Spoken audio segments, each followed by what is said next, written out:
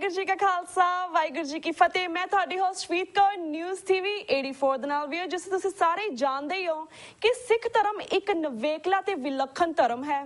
ਸਿੱਖ ਧਰਮ ਨੂੰ ਦੁਨੀਆ ਵਿੱਚ 30 ਮਿਲੀਅਨ ਦੇ ਲਗਭਗ ਲੋਕ ਮੰਨਦੇ ਹਨ ਅਤੇ ਇਸ ਵੇਲੇ ਇਸ ਨੂੰ ਦੁਨੀਆ ਦੇ 5ਵੇਂ ਵੱਡੇ ਧਰਮ ਵਜੋਂ ਮਾਨਤਾ ਹਾਸਿਲ ਹੈ। ਸਿੱਖ ਆਬਾਦੀ ਦਾ ਵੱਡਾ ਹਿੱਸਾ ਭਾਰਤ ਵਿੱਚ ਵਸਦਾ ਹੈ। 1849 ਤੱਕ ਦਰਾਖੇਬਰ ਤੋਂ ਲੈ ਕੇ ਤਿੱਬਤ ਤੱਕ ਸਿੱਖ ਰਾਜ ਦੀਆਂ ਹੱਦਾਂ ਸਨ। ਸਿੱਖ ਰਾਜ ਨੂੰ ਸਰਕਾਰੇ ਖਾਲਸਾ ਕਰਕੇ ਜਾਣਿਆ ਜਾਂਦਾ ਸੀ। 1849 ਵਿੱਚ ਅੰਗਰੇਜ਼ਾਂ ਨੇ ਧੋਖੇ ਅਤੇ ਗੱਦਾਰਾਂ ਦੀ ਮਦਦ ਨਾਲ ਸਿੱਖ ਰਾਜ ਨੂੰ ਬ੍ਰਿਟਿਸ਼ ਸਲਤਨਤ ਦਾ ਹਿੱਸਾ ਬਣਾਇਆ। ਕੁਝ ਸਾਲ ਅੰਗਰੇਜ਼ਾਂ ਦੀ ਸਿੱਖਾਂ ਤੇ ਬੇਇਤਬਾਰੀ ਰਹੀ, ਪਰ ਜਲਦੀ ਹੀ ਉਹਨਾਂ ਨੇ ਸਿੱਖ ਕੌਮ ਦਾ ਸਹਿਯੋਗ ਹਾਸਿਲ ਕਰਨ ਲਈ ਸਿੱਖਾਂ ਨੂੰ ਇੱਕ ਵੱਖਰੇ ਧਰਮ ਵਜੋਂ ਮਾਨਤਾ ਦੇਣੀ ਸ਼ੁਰੂ ਕੀਤੀ। ਚੋਣਾਂ ਵਿੱਚ ਸਿੱਖਾਂ ਲਈ ਅਲੱਗ ਇਲੈਕਟੋਰੇਟ ਨੂੰ ਮਾਨਤਾ ਦਿੱਤੀ ਗਈ। ਇਸੇ ਕੜੀ ਵਿੱਚ ਆਨੰਦ ਮੈਰਿਜ ਐਕਟ 1909 ਪਾਸ ਕੀਤਾ ਗਿਆ ਅਤੇ ਇਸ ਤਰ੍ਹਾਂ ਆਨੰਦ ਕਾਰਜ ਦੀ ਸਿੱਖ ਵਿਆਹ ਰੀਤੀ ਨੂੰ ਕਾਨੂੰਨੀ ਮਾਨਤਾ ਹਾਸਿਲ ਹੋਈ।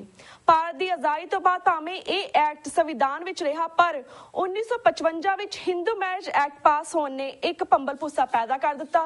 ਵਿਊਅਰਸ, ਪੰਜਾਬ ਵਿੱਚ ਸਮੇਂ-ਸਮੇਂ ਸਿੱਖਾਂ ਵੱਲੋਂ ਲਾਏ ਗਏ ਮੋਰਚਿਆਂ ਵਿੱਚ ਸਿੱਖਾਂ ਲਈ ਵੱਖਰੇ ਪਰਸਨਲ ਮੈਰਿਜ ਐਕਟ ਦੀ ਮੰਗ ਕੀਤੀ ਗਈ, ਜੋ ਕਿ ਮੁਸਲਮਾਨਾਂ ਅਤੇ ਈਸਾਈਆਂ ਆਦਿ ਲਈ ਭਾਰਤ ਵਿੱਚ ਬਣਿਆ ਹੋਇਆ ਹੈ। 2012 ਵਿੱਚ ਭਾਰਤ ਸਰਕਾਰ ਨੇ ਆਨੰਦ ਮੈਰਿਜ ਅਮੈਂਡਮੈਂਟ ਐਕਟ ਪਾਸ ਕੀਤਾ, ਜਿਸ ਰਾਹੀਂ ਸਿੱਖ ਵਿਆਹ ਆਨੰਦ ਮੈਰਿਜ ਥੱਲੇ ਰਜਿਸਟਰ ਕਰਵਾਉਣ ਦਾ ਪ੍ਰੋਵੀਜ਼ਨ ਸੀ। ਹਰਿਆਣਾ ਸਰਕਾਰ ਨੇ ਕੁਝ ਸਮੇਂ ਪਹਿਲਾਂ ਹਰਿਆਣਾ ਆਨੰਦ ਮੈਰਿਜ ਰਜਿਸਟ੍ਰੇਸ਼ਨ ਰੂਲਸ ਬਣਾਏ ਹਨ। ਇਸ ਨੂੰ ਮੀਡੀਆ ਵੱਲੋਂ ਇਵੇਂ ਪ੍ਰਚਾਰਿਆ ਜਾ ਰਿਹਾ ਹੈ ਜਿਵੇਂ ਕਿ ਹਰਿਆਣਾ ਸਰਕਾਰ ਨੇ ਕੋਈ ਨਵਾਂ ਆਨੰਦ ਮੈਰਿਜ ਐਕਟ ਬਣਾਇਆ ਹੋਵੇ। ਸਿੱਖ ਸੰਗਤਾਂ ਵਿੱਚ ਇਸ ਸਾਰੇ ਮੁੱਦੇ ਨੂੰ ਲੈ ਕੇ ਕਾਫੀ ਕਨਫਿਊਜ਼ਨ ਹੈ। ਵਿਊਅਰਸ, ਅੱਜ ਅਸੀਂ ਤੁਹਾਡੀ ਗੱਲਬਾਤ ਜਿਸ ਸ਼ਖਸੀਅਤ ਨਾਲ ਕਰਵਾਉਣ ਜਾ ਰਹੇ ਹਾਂ ਉਹ ਨਾ ਸਿਰਫ ਇੱਕ ਐਕੈਡੈਮਿਕ ਹਲਕਿਆਂ ਵਿੱਚ ਸਤਿਕਾਰਿਤ ਸ਼ਖਸੀਅਤ ਹਨ, ਬਲਕਿ ਲਾਅ ਦੇ ਪ੍ਰੋਫੈਸਰ ਵੀ ਹਨ। ਇਤਿਹਾਸਿਕ ਸਿੱਖ ਕਾਲਜ ਖਾਲਸਾ ਕਾਲਜ ਅੰਮ੍ਰਿਤਸਰ ਦੇ ਪ੍ਰਿੰਸੀਪਲ ਵੀ ਹਨ। ਜੀ ਹਾਂ, ਸਾਡੀ ਮੁਰਾਦ ਡਾਕਟਰ ਦਲਜੀਤ ਸਿੰਘ ਜੀ ਤੋਂ ਹੈ। ਡਾਕਟਰ ਸਾਹਿਬ ਸੰਪੂਰਨ ਸਿੱਖ ਮੈਰਿਜ ਐਕਟ ਦੇ ਹਾਮੀ ਹਨ ਅਤੇ ਉਹਨਾਂ ਨੇ 2012 ਵਿੱਚ ਇਸ ਦਾ ਖਰੜਾ ਤਿਆਰ ਕਰਕੇ 15 ਮਈ 2012 ਨੂੰ ਪੰਥ ਦੇ ਸਾਹਮਣੇ ਪੇਸ਼ ਕੀਤਾ ਸੀ। ਉਹਨਾਂ ਦੇ ਇਸ ਯਤਨ ਨੂੰ ਨਾ ਸਿਰਫ ਸਿੱਖ ਸੰਗਤਾਂ ਨੇ ਪ੍ਰਵਾਨ ਕੀਤਾ ਸੀ, ਬਲਕਿ ਇਸ ਦੀ ਬਹੁਤ ਸ਼ਲਾਘਾ ਵੀ ਕੀਤੀ ਸੀ। ਅੱਜ ਅਸੀਂ ਡਾਕਟਰ ਸਾਹਿਬ ਨਾਲ ਆਨੰਦ ਮੈਰਿਜ ਐਕਟ ਅਤੇ ਉਹਨਾਂ ਵੱਲੋਂ ਸੰਪੂਰਨ ਮੈਰਿਜ ਐਕਟ 2012 ਸੰਬੰਧੀ ਉਹਨਾਂ ਨਾਲ ਗੱਲਬਾਤ ਕਰਨ ਜਾ ਰਹੇ ਹਾਂ। ਤਾਂ ਸਾਨਾ ਲਾਈਨ ਤੇ ਜੁੜ ਚੁੱਕੇ ਨੇ ਡਾਕਟਰ ਸਾਹਿਬ ਅੰਮ੍ਰਿਤਸਰ ਤੋਂ। ਜੀ ਡਾਕਟਰ ਸਾਹਿਬ, ਵਾਹਿਗੁਰੂ ਜੀ ਕਾ ਖਾਲਸਾ ਵਾਹਿਗੁਰੂ ਜੀ ਕੀ ਫਤਿਹ। ਵਾਹਿਗੁਰੂ ਜੀ ਕਾ ਖਾਲਸਾ ਵਾਹਿਗੁਰੂ ਕੀ ਫਤਿਹ ਜੀ। ਡਾਕਟਰ ਸਾਹਿਬ, ਅਸੀਂ ਆਪਣੀ ਗੱਲਬਾਤ ਸ਼ੁਰੂ ਕਰਨ ਤੋਂ ਪਹਿਲਾਂ ਤਾਂ ਤੁਹਾਡਾ ਟੀਵੀ 84 ਦੇ ਦਰਸ਼ਕਾਂ ਦੇ ਪਹਿਲੀ ਵਾਰ ਰੂਬਰੂ ਹੋਣ ਤੇ ਬਹੁਤ ਨਿੱਘਾ ਸਵਾਗਤ ਕਰਦੇ ਹਾਂ। ਡਾਕਟਰ ਸਾਹਿਬ, ਬਹੁਤ ਸ਼ੁਕਰੀਆ ਜੀ। ਡਾਕਟਰ ਸਾਹਿਬ, ਅੱਜ ਸਭ ਤੋਂ ਪਹਿਲਾਂ ਸਾਡੇ ਕੋਲ ਜਾਣਨਾ ਚਾਹਾਂਗੇ, ਸਾਡੇ ਦਰਸ਼ਕਾਂ ਨੂੰ ਦੱਸੋ ਕਿ ਆਨੰਦ ਮੈਰਿਜ ਐਕਟ 1909 ਸੰਬੰਧੀ ਵੇਰਵੇ ਦੇ ਨਾਲ ਦੱਸੋ ਕਿ ਇਹ ਐਕਟ ਕੀ ਸੀ ਅਤੇ ਇਸ ਵਿੱਚ ਕੀ ਕਮੀਆਂ ਸਨ ਅਤੇ ਇਸ ਨੂੰ ਆਜ਼ਾਦ ਭਾਰਤ ਵਿੱਚ ਲਾਗੂ ਕਿਉਂ ਨਹੀਂ ਕੀਤਾ ਗਿਆ ਅਤੇ ਸਿੱਖਾਂ ਨੂੰ ਹਿੰਦੂ ਮੈਰਿਜ ਐਕਟ 1955 ਥੱਲੇ ਵਿਆਹ ਰਜਿਸਟਰ ਕਿਉਂ ਕਰਵਾਉਣੇ ਪਏ। ਦੇਖੋ, ਆਨੰਦ ਮੈਰਿਜ ਐਕਟ 1909 ਚ ਜਿਹੜਾ ਬਣਿਆ ਸੀ ਉਹ ਆਪਣੇ ਆਪ ਚ ਇੱਕ ਸੰਪੂਰਨ ਤੇ ਉਹ ਜਿਸ ਮਕਸਦ ਲਈ ਬਣਾਉਣਾ ਚਾਹੁੰਦੇ ਸੀ ਉਸ ਲਈ ਬਿਲਕੁਲ ਠੀਕ ਬਣ ਚੁੱਕਿਆ ਸੀ। ਮੈਂ ਦੱਸਣਾ ਚਾਹਾਂਗਾ ਕਿ ਜਦੋਂ 1909 ਦੇ ਵਿੱਚ ਇਸ ਐਕਟ ਪਾਸ ਕੀਤਾ ਗਿਆ, ਉਸ ਤੋਂ ਪਹਿਲਾਂ ਭਾਰਤ ਦੇ ਵਿੱਚ ਵੱਖਰੀਆਂ ਅਦਾਲਤਾਂ ਵੱਲੋਂ ਕੁਝ ਇਹੋ ਜਿਹੇ ਫੈਸਲੇ ਆਉਣੇ ਸ਼ੁਰੂ ਹੋ ਗਏ ਕਿ ਸਿੱਖਾਂ ਦੇ ਵਿੱਚ ਜਿਹੜਾ ਆਨੰਦ ਕਾਰਜ ਰਾਹੀਂ ਜਿਹੜਾ ਵਿਆਹ ਕੀਤਾ ਜਾਂਦਾ ਹੈ ਉਹ ਜਾਇਜ਼ ਨਹੀਂ ਹੈ, ਉਹ ਵੈਲਿਡ ਨਹੀਂ ਹੈ। ਜਦੋਂ ਇਹ ਖਦਸ਼ੇ ਹੋਏ ਤੇ ਉਸ ਟਾਈਮ ਦੇ ਉੱਤੇ ਪੁਜਾਰੀਆਂ ਵੱਲੋਂ ਇਹ ਕਹਿਣਾ ਸ਼ੁਰੂ ਕਰ ਦਿੱਤਾ ਗਿਆ ਕਿ ਸਿੱਖਾਂ ਕਿਉਂਕਿ ਹਿੰਦੂਆਂ ਵਿੱਚੋਂ ਦੇ ਨਾਲ ਹੀ ਸੰਬੰਧਿਤ ਨੇ, ਇਸ ਕਰਕੇ ਇਹਨਾਂ ਵਿੱਚ ਵੀ ਵਿਆਹ ਸਿਰਫ ਉਹੀ ਜਾਇਜ਼ ਹੋਣੇ ਚਾਹੀਦੇ ਨੇ, ਮੰਨਣੇ ਚਾਹੀਦੇ ਨੇ ਜਿਹੜੇ ਕਿ ਵੇਦੀ ਦੇ ਆਲੇ ਦੁਆਲੇ ਫੇਰੇ ਕਰਕੇ ਕੀਤੇ ਜਾਣ। ਸੋ ਇਸ ਖਦਸ਼ੇ ਨੂੰ ਦੂਰ ਕਰਨ ਦੇ ਲਈ ਔਰ ਸਿੱਖਾਂ ਦੇ ਆਨੰਦ ਕਾਰਜ ਜਿਹੜੀ ਪ੍ਰਕਿਰਿਆ ਰਾਹੀਂ ਜਿਹੜਾ ਵਿਆਹ ਕੀਤਾ ਜਾਂਦਾ ਉਸ ਨੂੰ ਜਾਇਜ਼ ਡਿਕਲੇਅਰ ਕਰਾਉਣ ਦੇ ਲਈ ਮੰਗ ਉੱਠੀ। ਔਰ ਉਸ ਟਾਈਮ ਦੇ ਉੱਤੇ ਮਹਾਰਾਜਾ ਜਿਹੜੇ ਨਾਭਾ ਸਨ, ਟਿੱਕਾ ਰੁਕਦੁਮਨ ਸਿੰਘ, ਉਹਨਾਂ ਨੇ ਇਹ ਭਾਈ ਕਾਹਨ ਸਿੰਘ ਜੀ ਨਾਲ ਮਿਲ ਕੇ ਮੰਗ ਉਠਾਈ ਔਰ ਕਿਉਂਕਿ ਮੈਂਬਰ ਸਨ MLC ਦੇ ਉਸ ਟਾਈਮ ਤੇ, ਉਹਨਾਂ ਨੇ ਇੱਕ ਖਰੜਾ ਪੇਸ਼ ਕੀਤਾ। ਉਸ ਤੋਂ ਬਾਅਦ ਉਹ ਰਿਟਾਇਰ ਹੋ ਗਏ ਤੇ ਉਸ ਤੋਂ ਬਾਅਦ ਸਰ ਸੁੰਦਰ ਸਿੰਘ ਮਜੀਠੀਆ ਮੈਂਬਰ ਬਣੇ। ਉਹਨਾਂ ਨੇ ਬੀੜਾ ਚੁੱਕਿਆ ਔਰ ਇਹ ਐਕਟ ਪਾਸ ਕਰਵਾਇਆ 1909 ਦੇ ਵਿੱਚ, ਜਿਸ ਦੀਆਂ ਸਿਰਫ 5 ਧਾਰਾਵਾਂ ਹਨ। ਮੈਂ ਸਾਰੀ ਸਾਧ ਸੰਗਤ ਨੂੰ ਇੱਕ ਗੱਲ ਕਲੀਅਰ ਕਰ ਦੇਣੀ ਚਾਹੁੰਦਾ ਕਿ ਕਾਨੂੰਨ ਦੇ ਵਿੱਚ 2 ਤਰ੍ਹਾਂ ਦੇ ਕਾਨੂੰਨ ਬਣਦੇ ਨੇ। ਇੱਕ ਹੁੰਦੇ ਨੇ ਕੋਡੀਫਾਈਂਗ ਐਕਟ ਜਾਂ ਸਬਸਟੈਂਟਿਵ ਲਾ, ਇੱਕ ਹੁੰਦੇ ਨੇ ਵੈਲੀਡੇਟਿੰਗ ਐਕਟ।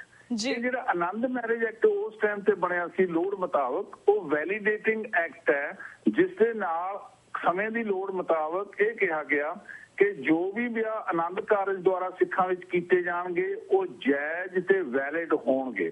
ਸੋ ਇਹ ਇੱਕ ਸੰਪੂਰਨ ਐਕਟ ਦੇ ਤੌਰ ਤੇ, ਮੈਰਿਜ ਐਕਟ ਦੇ ਤੌਰ ਤੇ ਨਹੀਂ ਸੀ ਬਣਿਆ।